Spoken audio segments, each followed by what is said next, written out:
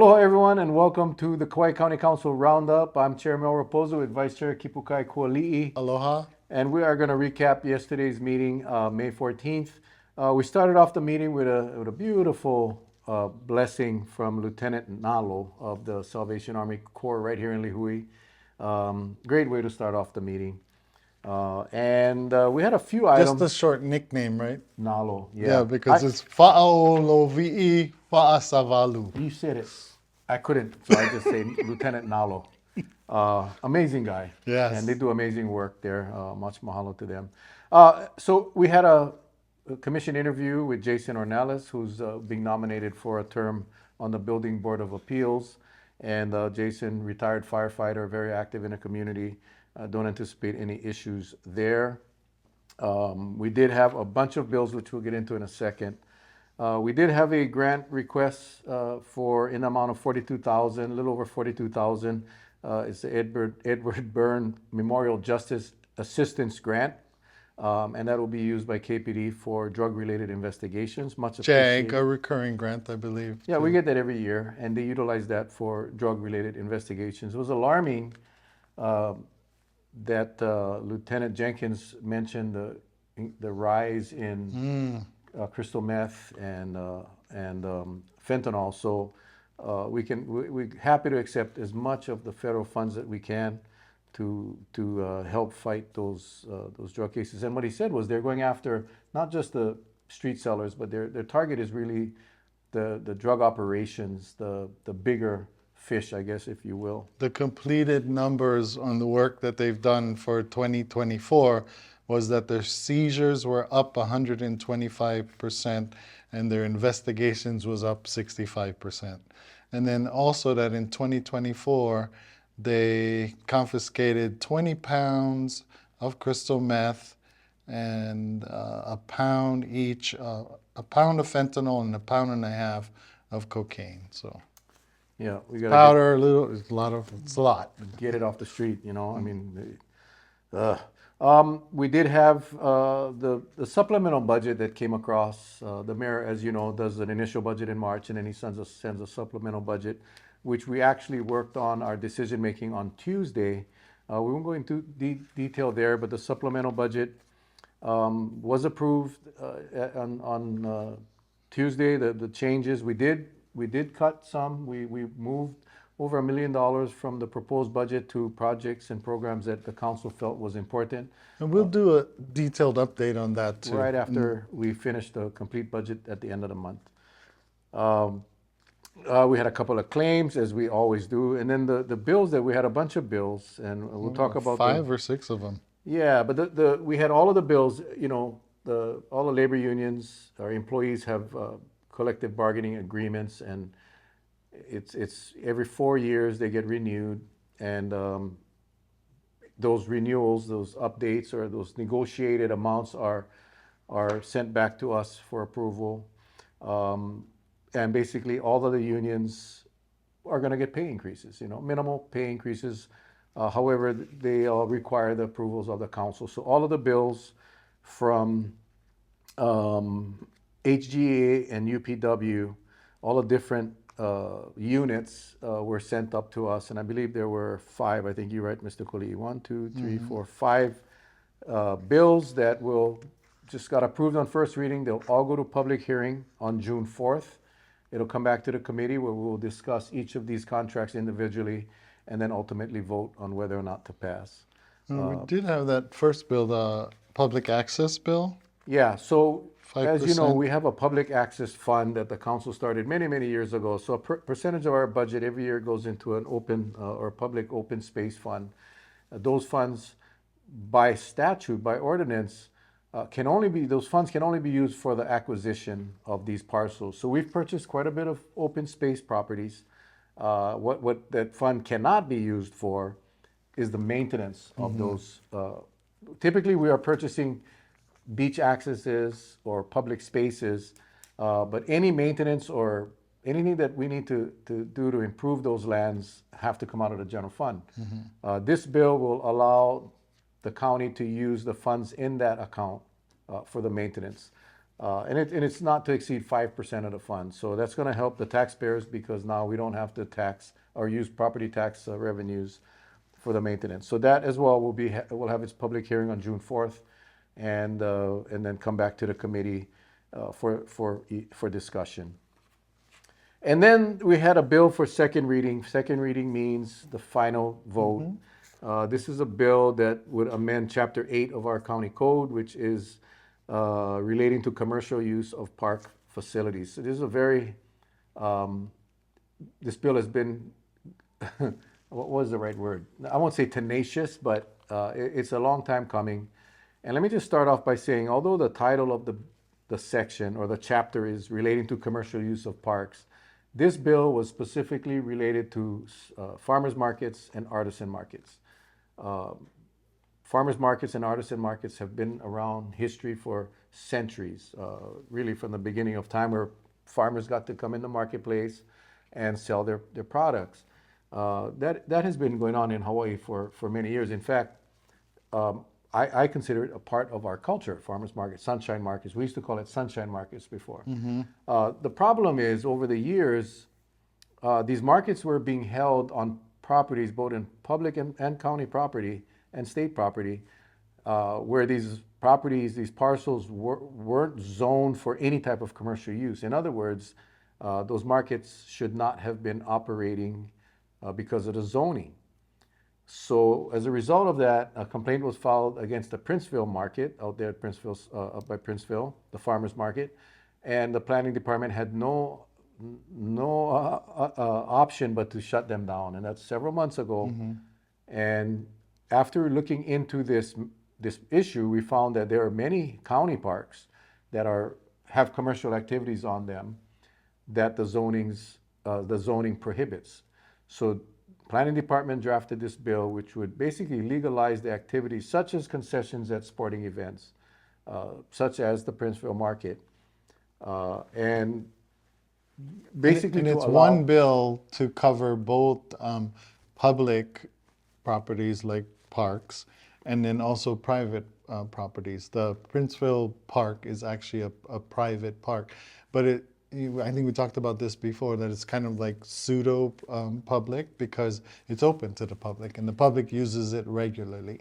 That was a condition of the zoning. So when Yeah. Princeville came up to zone those lands for development, that was the condition, that park was required. And while they would own the park and maintain the park, it would have to be open to the public, which is a good thing. And the public does use that park. So this bill was a necessity. And again, it's limiting the use to farmers markets or artisan markets for products or services that are made here on Kauai. And again, it was a necessity, and it wasn't designed just for Princeville. The Grove Farm Market sits on properties. This isn't a bill on use of the lands. This is a bill on the zoning. All this bill does is allow for these parcels to have these types of uses for farmers markets and artisan markets. The Parks Department will determine whether or not the use that is being applied for is appropriate for that park. And that's the second part of this equation, that in fact the Parks and Recs Department will have to come up with rules now that how, on county parks alone and state parks, how will the uses be determined and what will the rules and regulations be. And I think we've been assured, and I trust our Parks Department, I was assured that they're not going to approve a use in a county park that disrupts the original intent of that park. In other words, if Wailuhausa's Park, for example, or any park that has youth baseball, youth soccer, and that is the preliminary use of those parks, no one will be able to come in and apply for a permit for a farmer's market if it's going to disrupt the baseball practice, baseball games, or soccer games, and so forth. So I'm pretty comfortable with that. Yeah, I mean, clearly these marketplaces and farmers markets, if you will, is not meant for all of our parks, but there are parks where it works well. In fact, the Princeville Park is one good example of it, because it's at the edge of the property, adjacent to a commercial shopping center, right along the roadside, at the entry to this entire neighborhood. And in fact, I mean, they have had a lot of support from the community. So. Absolutely. I mean, I think everybody enjoys farmers markets, and I think it provides an opportunity for farmers. You know, typically if a farmer, it's so expensive nowadays to farm, and the cost to farm is expensive. And when they send their products off to market, they're basically cutting 50% off the top. And this gives them a direct relationship with the customer, and that's a good thing. It's a good thing. What this bill does, it spelled out the process. So I want to make sure the public understands. It's not going over to the Parks Department or Planning Department and saying, "Hey, I want to have a farmers market at the Wailu House Lots Park every Sunday." The process will be you have to get your park application in. You have to notify, first of all, the Parks Department is going to have to make a determination whether or not you're even eligible. And if you are, then the public, residents within a 300-foot circumference of that event will have to be notified. And then the county is going to receive all of the comments from the communities. If the communities don't want it, it's not going to happen. If there is no opposition, then the permits will be okay. Then the county now takes that and puts it out to bid. It's a very complicated process, but it's a fair process. So if Mel Rapozo goes and applies, I want to do a farmer's market, I want to go through the hassle of notifying the residents, and the county decides, yes, the Wailu House Lots Park will be a good place for a farmer's market on Saturday afternoons from 11 to 3. The county now puts this out as a request for proposal, so Mr. Kualii could actually bid on that farmer's market. So it's not even a guarantee. There were fears that there's going to be everybody's going to start popping up in county parks and selling trinkets from China. That is simply not going to happen. I know we received an email, I think yesterday or today, from a concerned person in Poipu. What if this thing starts popping up at the beach parks like Poipu? Understanding that all of the beach parks that sit along the coast sits in an area what we call a special management area.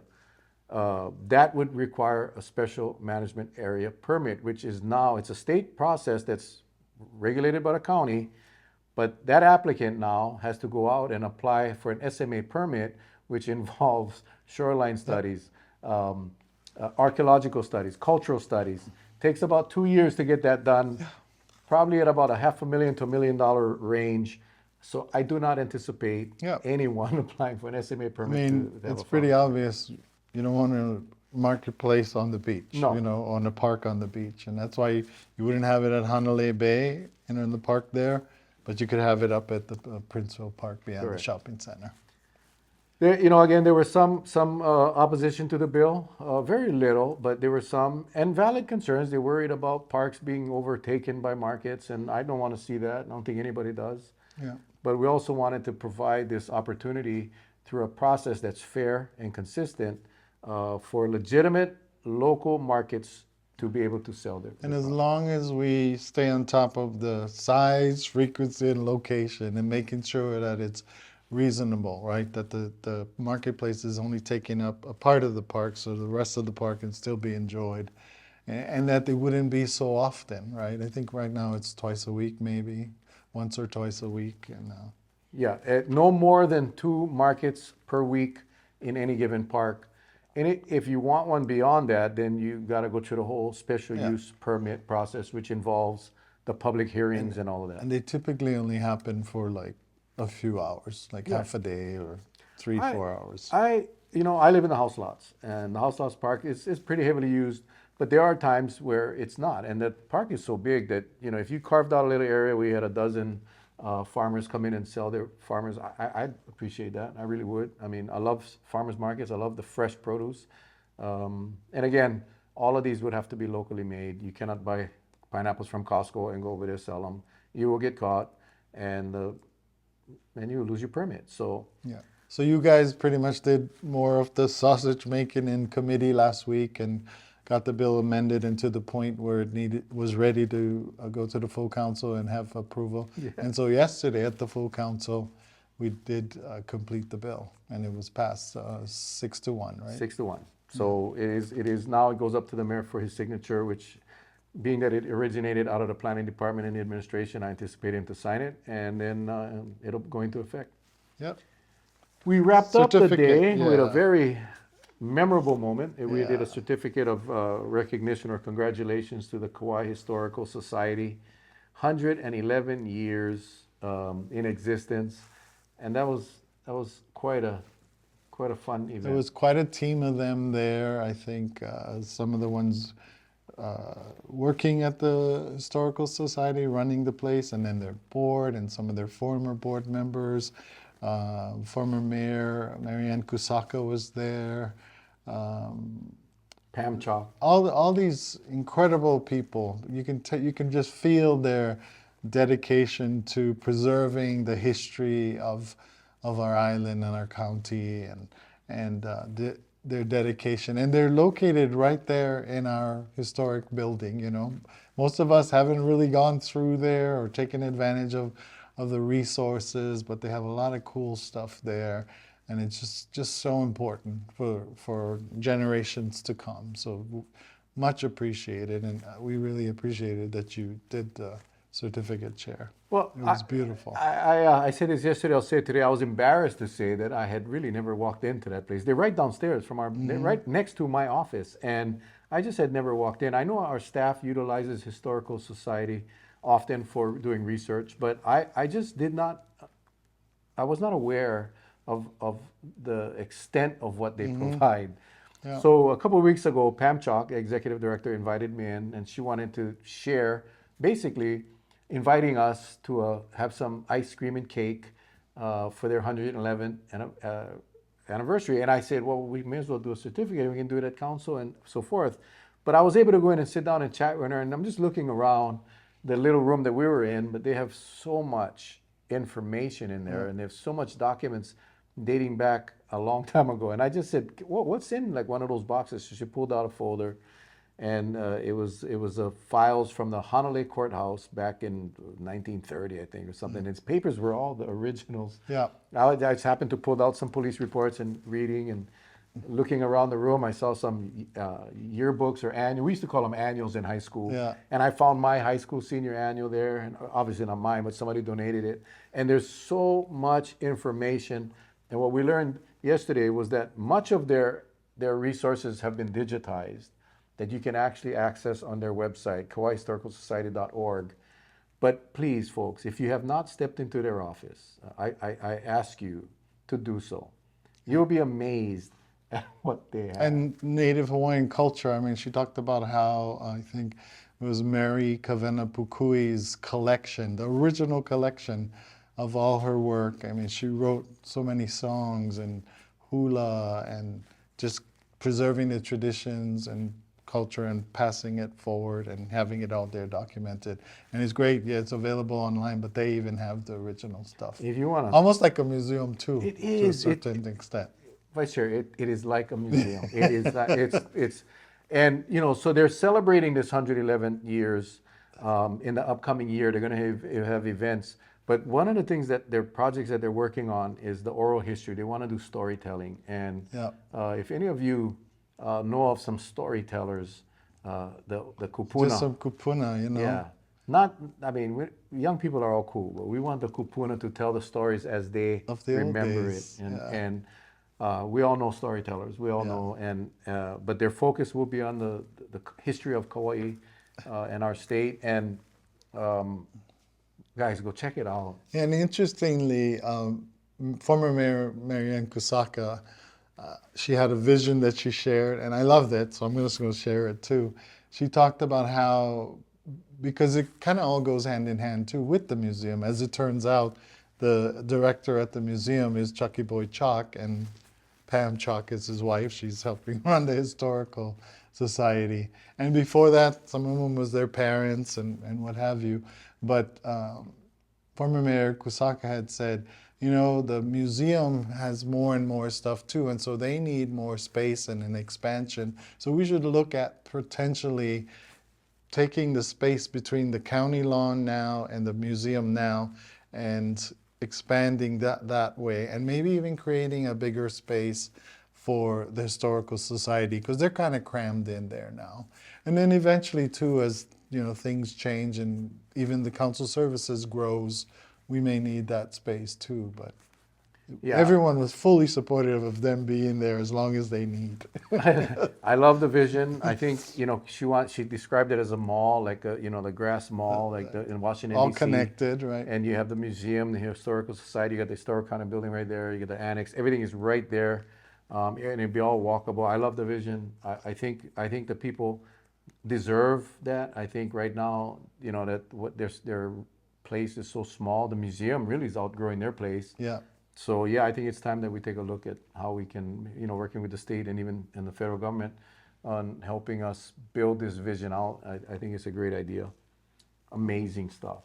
I was excited, as you can see, 'cause it's really interesting when you hear the stories of the past, and slowly by slowly we're losing a lot of our storytellers, and we need to preserve that so our kids and grandkids will be able to go online and listen to Mr. Kualii tell his story about his dad and just how your story about your dad at Kipukai Yeah. is just fascinating. And if we don't preserve that, though, it will get forgotten. So, yeah, I love the vision. I really Dad love and it. mom meeting and falling in love in Kipukai, and this pure Hawaiian man and this pure Portuguese lady who came from totally different worlds would have never met, but they were both working there in Kipukai Ranch. And then even with Dad, pure Hawaiian, born in Kalaupapa on a leper colony, and 3 days old, having to be taken from there so that he wouldn't catch leprosy and die too. So, and every family, everybody has their stories. Yeah. Man. Yeah, you need to We go need to get these preserve videos them. done. Yeah. Anyway, I hope you guys enjoy. We kind of went off track a little bit, but that's just a passion. We appreciate you guys tuning in. We appreciate Huike for having us in this studio every single Thursday for the recap. I want to thank Roger here as our cameraman. He does an amazing job.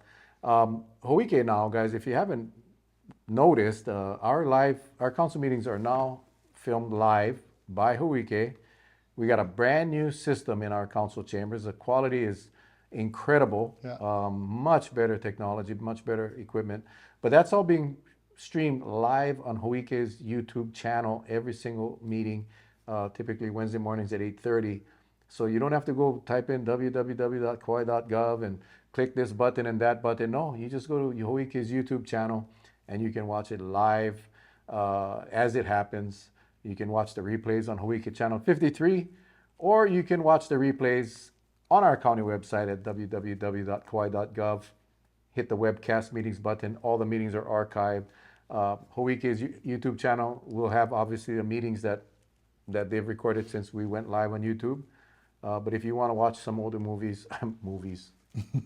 meetings, just go to kauai.gov, hit the webcast meeting button, and check out the archives. All right.